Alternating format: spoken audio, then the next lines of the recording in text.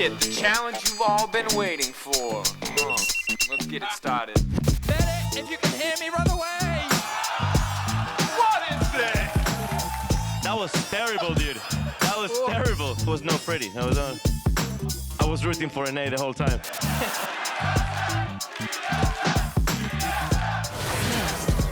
Put himself alive ever so barely.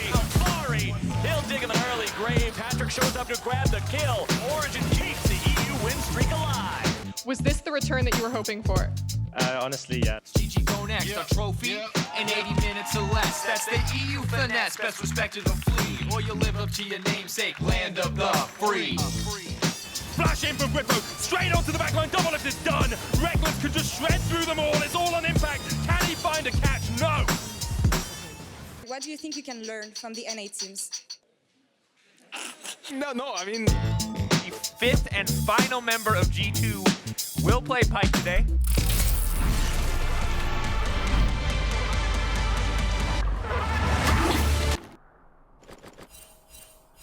So how do you think you did?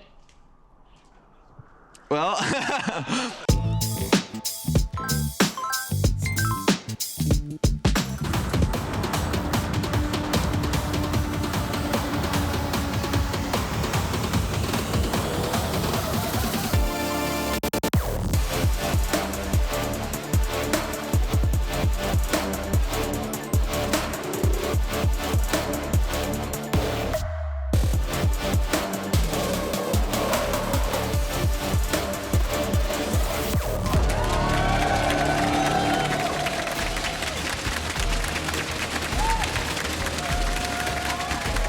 And the LEC returns to streams in triumph despite Jankos on Pyke. Our heroes Fnatic, Origin and G2 Esports secured yet another Rift Rivals trophy for Europe. I'm Quickshot, joined by Drakos and Frosk. And Drakos, after spitting bars before, EU delivered on all of the flame we were hoping for. I mean, it was everything that I could possibly hope for. I'll be honest, the MSI victory made it pretty easy to find material, but doubling down never feels bad. We got double the value out of these paper crowns. They're the best thing we've ever decided to make, although I'm kind of over it, so I'm just going to... That was real far. There's a reason I don't play traditional sports, and that's the crown. I'll move that. You could talk about other stuff. That is as far as Drakos was able to throw it. Froskurinn, OG Fnatic and G2 showing up and really crushing North America's best. Yeah, some real talk in a very serious, very high-stakes tournament. The size between EU and NA is the size of the Atlantic Ocean. It was not close. It was not competitive. Our teams were actively running it down and doing it as they waved past NA's dead corpse. It feels fantastic to be a European fan. And of course, some of you guys were celebrating along with the shoutcasters and the players. So we're going to take a look at some of the reactions that we picked up from social media, from Reddit and from Twitter. And I love the fact that Finley's jumped in, their former manager for Fnatic, saying, when I watch Rift Rivals, putting 10K up, and they are already 0-3. So obviously on day one of group stage, Drakos, it was pretty good. I mean, to be fair, I think Mark Z said it best. Hey, after day one, Rift Rivals, great tournament. We'll see how it goes next year. And then, of course, there were days 2 and 3. Well, a little bit brutal. My personal favorite is Flems pointing out G2 keeping the tradition going with them randomly inting one game away on full comfort at Rift Rivals. It's so true. Literally none of the games matter but the best of 5, and G2 find a way to lose in the only game that matters. To be fair, G2 are so good that they could int that best of 5 and still win the tournament. So... And of course, Fnatic and Origin still showing up. Mythy, of course, BetterBot wins. His interview made it into that pre-game video. I thought it was fantastic watching him not only smash TSM, but take down Sven. They had over, 350 professional games together as a duo bot lane. And after all of Mythy's performances last year, or lacking thereof, he shows up when he comes up against... It's just so funny, because Fen, I don't think he ever expected to say the phrase, I really wish NA Mythy was here. But that's probably how I felt after that one. Well, congratulations to you. Congratulations to G2 Fnatic as well as OG. If you guys want to hear and see a little bit more of the banter-filled social media posts, be sure to check out our new Twitter account over at LEC. Wait, Trevor, what is it? At LEC. Okay, one more time. There's no official in there? You just have LEC? Yeah, because it's nice. We got in there. But listen, seeing as though we did celebrate, thank you, Drakos and Frosk, in honor of Europe's glorious victory, what are you doing? It is time for a special edition of Quick Stats. Oh, thank you so much, Trevor. He's such a good host. My name's Quickshot. I'm here to talk to you about some quick stats because, as many of you know, they are in fact my passion. I'm going to give you a recap of the EU NA Rift Rivals by the numbers, the ones that truly matter. Let's start at high level, ones that Drakos and Frosk could even understand. Europe won 9 games, while North America won 4. But if we take a look at the actual player breakdown, nationality by nationality, I want to see if it paints a slightly different picture. Of the 33 players that competed, 22 of which originated from Europe, 9 NA, 2 from Korea. So what happens when we look at the win rate by player nationality? And what you can actually see is the European win rate decreases. That's not important. What is important, though, is North America gets a little better. And what I really want to draw your attention to is just how much better the Korean win rate is. So while Europe is still looking pretty good in comparison to NA, you're starting to see a trend here. If you're not convinced, I want to take a look at the most important metric in competitive games. KDA. Europe managed 4.3 KDA, towering above the 2.2 of North America. But if you look at the KDA by player nationality, Korean players stand head and shoulders above the rest. So who was the best region at Europe versus North America? This statistician would like to prove that EU is better than NA. But as was the case from 2013 until Worlds 2017, we both suck in comparison to Korea. So as much as it does pain me to say this, it is very evident and crystal clear to a statistician such as myself that the true winner of the Europe versus North America Rift Rivals is Korea. Now, it was also bittersweet because there was a cause that was close to my heart that some of you may remember from previous episodes of Quick Stats, and it's about the needless murder of dragons. I'm happy to report that the dragon activism scene has picked up steam and momentum, and at Rift Rivals, 0 elder dragons were killed. Thank you, dragon activists. But it cannot be held true for the lesser dragons. The infernal, the cloud, the mountain, the ocean, they needlessly died. They were not so lucky. They are still being hunted for their buffs. And so viewers, pro players, teams, shoutcasters, I call to you, stand up in the dragon's time of need to save these majestic beasts. They do not deserve to be murdered. Now, Quickshot is done here. Back to you, Trevor. Fascinating. I hate you so much. Man, Quickshot and stats, like it's undeniable. Korea won the EU NA Rift Rivals. They were also carried by TL, weren't they? That doesn't matter. Don't indulge him. You're ruining esports. Froskurinn is on board. She has been enlightened by my statistic point of view. And if, in case you were a North American fan that is now shifting sides to Mighty EU based on the stats, here's a standings update for you. G2 and Fnatic are still the top dogs here in Europe. You can see where everyone is standing. But I want to ask my 2 analysts today about 2 specific teams, 2 teams that are in the fight for playoffs. And I want to ask you to give them a report card. You can see Schalke and Vitality are highlighted. I want to start with Vitality. And Drakos, I want you to talk to me a little bit about what are the key factors for Vitality and if you're going to give them a pass or a fail in terms of lane phase, mentality, and finally, Cabochard. I don't know how Cabochard made it on the list, but in 2019, it does make a lot of sense. All right, so overall, we'll start with Cabochard. He remains a shining light. He's a fantastic top laner. Of course, they pass in the Cabochard category. Now, lane phase is a little bit of a different story because while, you know, Jizuke looks pretty good most of the time recently, Cabochard always looks really good. Bot lane. Yep. It's rough. Now, the good news is week 3, they popped off. They absolutely popped off. They showed up, they smashed, they were exactly where they needed to be. But with 2 games, it's really hard for me to give them the benefit of the doubt. So I'm going to give them a big fat like, Froskurinn, are you really going to let this slide? Jack Troll and Attila. As Jack Troll said, you forgot about my Tom Kent. And that's really what did it for me. Now, Attila did clean it up on the Sivir. I also believe he took home player of the game for that performance there. But it's, you know, what, 2 games out of the 6 that they've played. And so the consistency is the issue. I think when we look at lane phase, mental fortitude, and Cabochard, the reason why we pick these categories is that if Vitality can get passes in every single one of these categories, that's when Vitality fans feel like their team is finally ready for playoffs. And the fact that they're not passing in all those categories is why they are in the standings where they are. We're going to have to see what they do against Fnatic a little later today. And Froskurinn, I'm going to throw Schalke your way. In the categories, I want you to give me a pass or fail on is mid lane, team fighting, and macro. You sure Cabochard doesn't have a spot on this one? No, he probably just that unfortunately, Cabo isn't on this one. So I'm going to currently fail Abadage in the mid lane right now. What?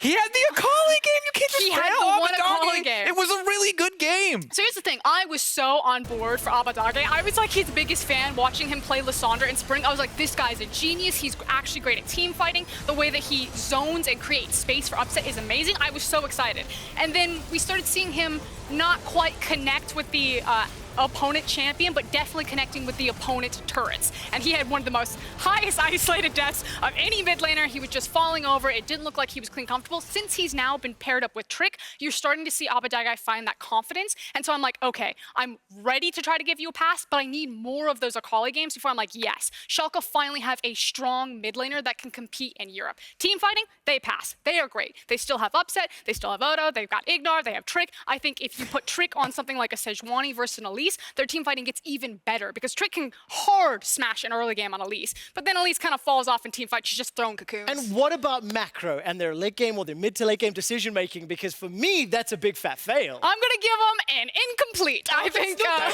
Have you ever flipped a coin? Have you ever looked at 50% just down the line? I agree. I think it's tough to give them 100% team fighting. You're right. They're so good. But macro decisions, we see great games. We see brilliant games where they're like early game monsters and Ignar and Upset are destroying everyone. And then you see games where they're just running around like chickens with their heads. I think the individual decision making is like the thing here because Trick's pathing can look amazing. Like maybe Odo gets in a crazy flank off, but then you have like Upset in lane. And again, Upset, phenomenal player, but he's playing against Pyke. He knows that Pyke's going to be in the bush. He's like, I should probably face check this and just dies. And you can see it on his face. His player cam, he's like, that wasn't great there. So what I really like is the fact that these are the three categories for each of the respective teams that we're looking for passes if these teams are going to consistently win and make it into playoffs. Another team that has to step up over the next weeks is going to be Misfits. Leader is still going to be in the mid lane today, and Maxlaw will be playing in place of Kirei. Drakos, what do you make of this? Because I thought the matchup of Maxlaw and Leader was going to be anti-synergy, personally. I mean, I'm really confused as to what Misfits are doing. I'm not entirely sure that they know what they're doing. The only thing I am sure of from this is that they clearly don't know exactly how they want to utilize this team, and Leader has very pretty eyes. I have a couple of theories. So Leader clearly has, I'm not going to say champion pool issues, but I'm going to say he has... He's played one Yasuo. He's got limited champion pool. specific champions that he wants. I think he's a resource-heavy mid laner because of that. You know, if someone's a Yasuo Zed player, you probably should gank their lane. And if you're playing him with someone like Kirei, you could say, okay, play the two aggressive laners, which I do agree with, but you can maybe make an argument that, okay, resources need to go into Leader, so let's put him with a jungler that will just camp his lane. Like, Maxor's not taking those resources, whereas Kirei's like, I'm not ganking for you, you're ganking for me. Follow me, buddy. Well, let's see what they can do. This Misfit squad will be taking on G2 Esports a little later today. And tonight, we might get the first look at the reworked Mordekaiser here in Europe, as well as a new addition to Summer's Rift, Kiana, the Empress of Elements. Thank you very much, Quickshot. Now, to you, Kiana might just seem like one of 144 champions inside the League of Legends universe. But what you might not know is that she hails from deep inside the lush Kamungu jungle from the region of Ishtal. Ishtal was recently rediscovered by the Piltovers Fighters Guild. Explorers Guild, rather. Fighters Guild is probably from a different game. Now, do with that information as you will. Anyways, let's throw up her strengths and weaknesses and talk about why we actually are going to be seeing her in the LEC today. First up, she provides very strong gank assist. When you're close to the river, you can go ahead and pick up that water blade, which gives you very reliable crowd control to team up with your jungler and set up for early game kills. But the biggest benefit that she actually has, that she's a team fight assassin, the only one inside League of Legends. Because of her giant AoE ultimate, when it's used alongside a wall, not only can she solo kill you, but she can also find those big 5v5s and utilize that to great success. Because of that same ultimate, it means her river control is also fantastic. You don't ever want to start a Baron or a Dragon when Kiana is on the other side of the rift, because that ult is going to destroy you inside the pit. But as for her weaknesses, she struggles when it comes to extended trades. This means against bruiser matchups that like to fight her for a long period of time, she won't succeed because she likes to hit you with very quick burst combos, utilizing the Q and the W to reset that cooldown to give you very quick short trade windows. Now, she also lacks sustain, which means against some lane bullies like a Lissandra in the mid lane perhaps, or rather a Syndra, you can tend to struggle if you are chunked down. Now, she also is very weak in the side lane against bruiser-type champions or anyone that wants to fight you over a long period of time. She also doesn't have a lot of wave clear unless she itemizes into the Tiamat, which we don't see all that often on her. Now, I expect to see her later on today. Let's find out as we go see those games. Back to you, Trevor. Thank you very much. And of course, Kuro did play Kiana over in the LPL and won with her. Let's see if any of our European talents can show off her elementary abilities later today. Let's take a look at the games that we do have on the docket.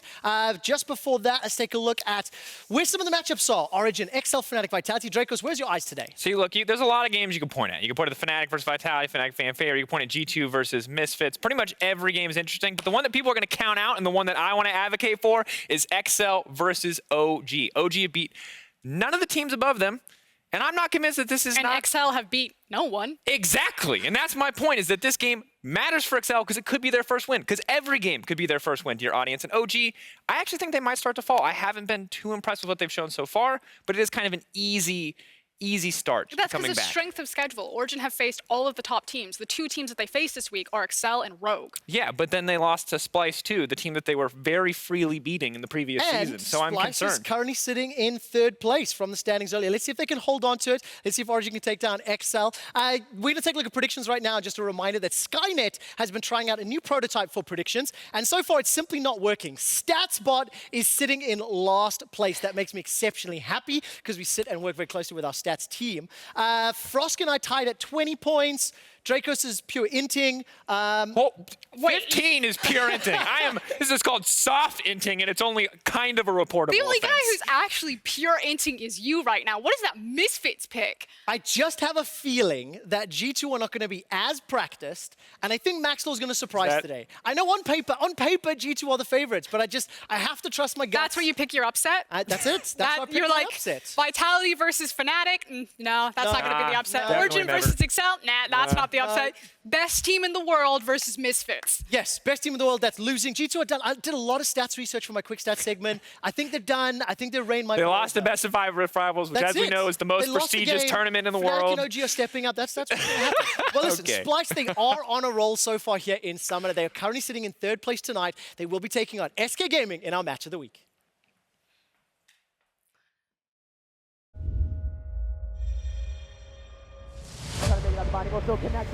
Committing, Splice taking a page from the Fnatic playbook, and Patrick now in trouble. Goodbye to the Draven. Mizachachi with a big off the shutdown onto the Draven. Splice will take down Origin and raise the question, who really is the third best team in Europe? For the past 2 years, we've made playoffs every single time, but somehow at the beginning of each split, we are not even in playoffs in some tier list, and it's just mind-blowing to me. They were always the team that made every single playoffs, but they were always the team that weren't able yet to compete with the top of the table. I think the matchup versus Splice will be even, I would say. I don't think there's like any huge player difference. Obviously, we were like much more motivated since they beat us many times last split, so we want the revenge for sure. Onto the devoured croucher. Here comes Judge as well. The slicing mouse straight onto the backline already. He's taken down one. It's the shutdown. Void Rush used by Humanoid's going to push well and back into the team. And Splice have found the fight they needed. SK are a stronger team than they were in spring. I think if Crownshot can match and surpass Cobby, it can be the key to victory for SK Gaming. I feel like our ceiling is high since most of us are rookies, in LEC. Upset on Vayne, you have to feel more confident in, versus Crownshot on Ezreal. He's thrown it! He's hit Abadage! Upset's down! He's caught out! Crownshot remains untouched. I have to eat humble pie after watching the last 20 minutes of that game. I believe in great things for this team. As far as Cobby is concerned, SK should be a guaranteed victory. But if they can't get through crown shots, this could be a victory that could determine World Championship seeding. Worlds is a really big stake for me. I went there in my first year where I felt like I wasn't that good of a player. I haven't been able to go back there since, so it's 2 years. If you struggle with SK, then what are you going to do against teams like Fnatic and G2? It's like a team we have to beat. I'm not really afraid of Xerxes. I don't think he's the main win condition for Splice. I figured him out and he showed in our series against him. I knew where he was every single time. Organic destruction from Kobe as they take down one, and they're just going to clean them all up. Splice rout SK. SK are hungrier, and I'm seeing more growth from this team and their players, which is why I think SK is going to take down Splice. No. I know it. The fans know it. Splice know it. They have beaten SK 5 times out of 6 games. And the one game they lost was in that best-of-5 playoffs where Splice had the lead majority of the game. That's the Urgot jungle game. This isn't close. I feel like it's really rude to use stats against the guy who makes quick stats. I feel like that's low blow. PM. But the thing is, this SK is significantly better than the SK that went 5-1, or 1-5 rather, versus Splice. Crown Shot is significantly better. Sakure's injected some new blood into the team. And I think for me, it's going to be down to Xerxes and Selfmade. If Xerxes is still reading Selfmade, yes, that's problems. But I don't know, I really believe that SK are improving drastically. That's your X factor right there, is Sakure. What does he change to this formula and these variables to get a different outcome? Because so far we've seen these teams run into each other time and time again. Xerxes got Selfmade's number. He tracks him, they put vision all over his jungle, and he doesn't get to be the monster that we know Selfmade needs to be for SK to win. But you talk about that X factor, and it can be good and it can be bad, because Vizicachi is one of the most storied top laners in our league. He is so incredibly consistent. So yes, Sakure can be a strong point, but he could also be a big weak point. Well, I can't wait to see it. That's going to be the second game of the day. Be sure to stay tuned in.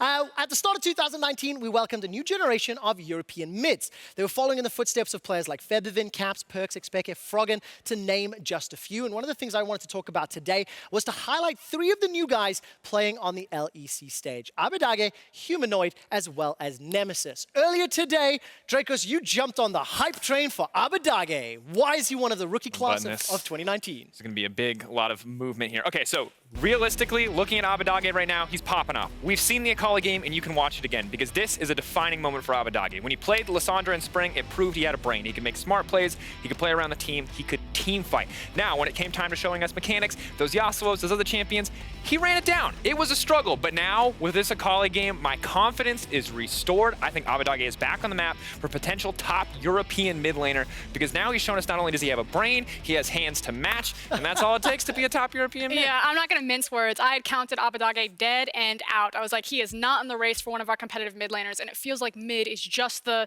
role that was supposed to be so coveted in Europe, and it felt like everyone had disappeared, that we had 2 mid laners, and then it was just kind of a wash from there. But Abadage, he pulled his Spider-Man, he got back up when he didn't think he was going to do it, and I hope to see him continue to fight hard. Okay, but now what about the next player on our list, Humanoid? Because you said earlier today that Humanoid was the opposite of Abadage, because Humanoid would try to make the outplays and run it down half the time. So if Abadage kind of came in with and he played a lot of Lissandra, so maybe it's bias there, but if he was more of the control mage player, if you will, Humanoid felt like the playmaker. He was looking not to win lane, but to beat down his opponent. And unfortunately, that made him kind of a feast or famine mid laner.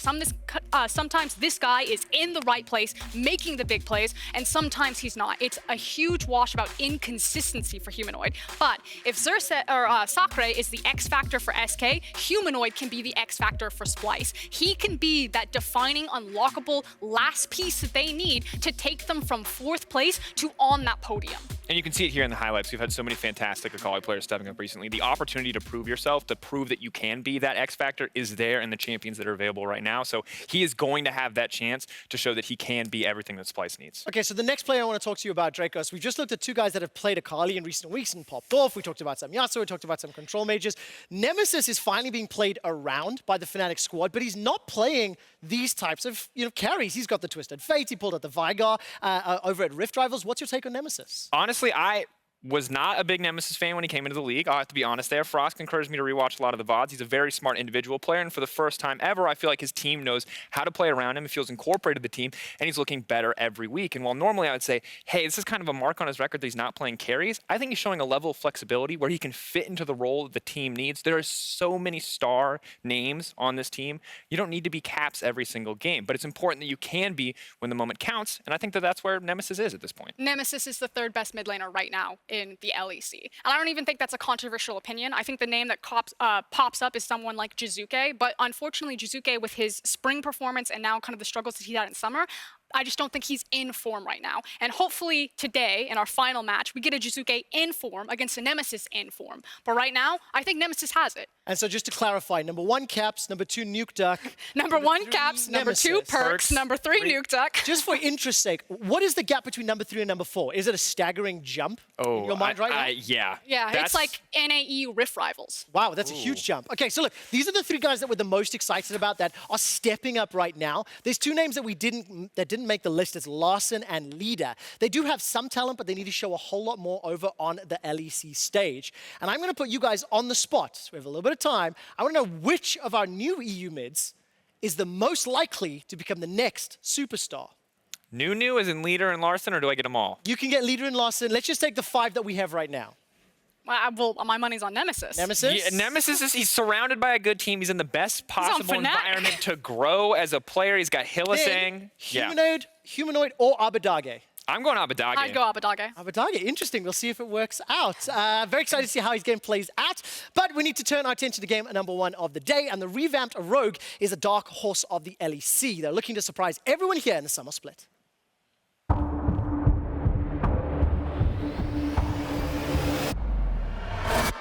Prophet in a 4v1 is still surviving. He goes golden, buys enough time.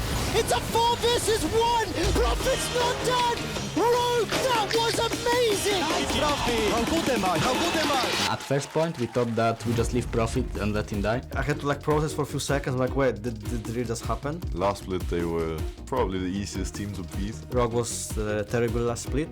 Losing to us was actually a disaster for some teams like Misfits. This is huge for Rogue. They're onto it, Medic. This could be it. First Nexus tower down. Maxwell backups trying to defend, but the Viven just can't do anything. And Rogue take their first win of the LEC. Now they actually look pretty strong. They've brought in some new players that honestly I don't really know exactly what to expect from them. Van is looking for the engage. He gets the knockup. That's technically 3. But here comes Larson with the help of Warlight. I think Rogue is a team full of rookies like us last split, and I think they're doing pretty well so far. What makes us very scary is our unpredicted plays and moves around the map. Yeah, I think we actually are the dark horse in a way. It's like, I would say we try to play like G2, we are just worse and everything right now.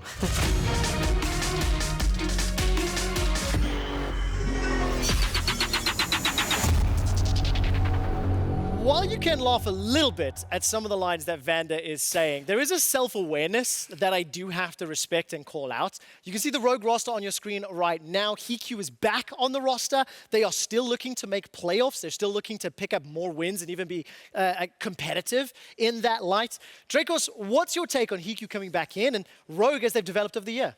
Trevor, realistically, I don't get to see scrims, so there's always going to be some piece of information that's missing. I will not have a complete picture. But from an outside perspective, this is a bad decision. HeQ has not been a top performer at any point in his career. There were glimmers of hope early on. There was the Ashe games, the Ziggs game. He had a few moments where he shined. But to me, this just feels like, what is this actually going to solve? Realistically, last split, you were losing significantly more. And now you're going to bring in a player from that team back on a stage when this team has been more successful. I really don't understand it. I think it's slight playstyle differences between HeQ and Woolite. I watched a lot of Woolite and Vander in Ultraliga when I was trying to prep for the new Rogue iteration. Woolite played a lot of Ezreal, and it kind of felt like he was kind of second man or second hand to Vander, and Vander was the big initiator. When you see someone like HeQ, I feel like he's more of a utility response. I expect him to play more long-range ADCs is to be that utility rather than kind of a secondary carry than Woolite is. So I think we might see a change up in playstyle. Okay, now talking about playstyles, we are very heavily rogue focused because of the substitution and the fact that they're not the favorites in this matchup. It's Schalke that are expected to pick up the win. Froskurinn, how do these teams clash head to head, and what will be the determining factor on who comes out on top? So if Trick just doesn't run everyone over in the early game in that jungle, I think that this is going to come down into big lumbering team fights. Both these teams really like to rely on their 5v5 potential. I think Rogue more so, whereas there's definitely much more flexibility in Schalke's playstyle. So that's why we give them heavy favorites. You know, they can play a 1-4, a 1-3-1, they can play the 5v5. But if it is a close game, everyone gets to that mid-game status, everyone's got 2 items, and then you just have these big team fights clashing into each other over and over again. And Rogue are looking for those 50-50s into a Baron, into an Elder Dragon, and possibly into a win. Quick hits for me, it's absolutely about comfort. Get Hiku on the Ashe, set him up. Varus is also a fine option. Do not put him on anything else. Set him up to provide the team extra source of engage and a strong early lane. Follow that up with a strong mid game. Maybe you can get a win, but this is Schalke favored. Man, it sounds so easy when you put it that way, but you heard Rogue themselves talking about the challenges they have to overcome. The wait is over as the LEC is back for a new week. Let's hit the rift. Thank you very much, Quickshot. I am very excited to announce that I'm Medic and this is Ender, and we are here for League of Legends! Yes, we are. It's been way too long. We had Rift Rival, sure, that was great fun, but the LEC, after 3 weeks, is back. The best league in the world, and back taking the stage once more, and what a great game we have to kick us off as well, because Schalke versus Rogue, although some people would have looked at this at the start of the split and said Schalke should quite easily dominate Rogue, it's actually a lot closer than people think. Yeah, you know, Rogue came in and made a lot of roster moves during the break between spring and summer with Larson and Inspired in the jungle. I was about to say Woolite, but we got Hiku in for this game. We'll see what that change brings to this Rogue team. That we are going to jump straight on into picks and bans. Of course, we're on 9-13. Kiana, Mordekaiser are both enabled. Karthus is disabled in the LEC this week, so we won't be seeing any of the undead sorcerer. Yeah, there were some key nerfs on this patch to Pyke for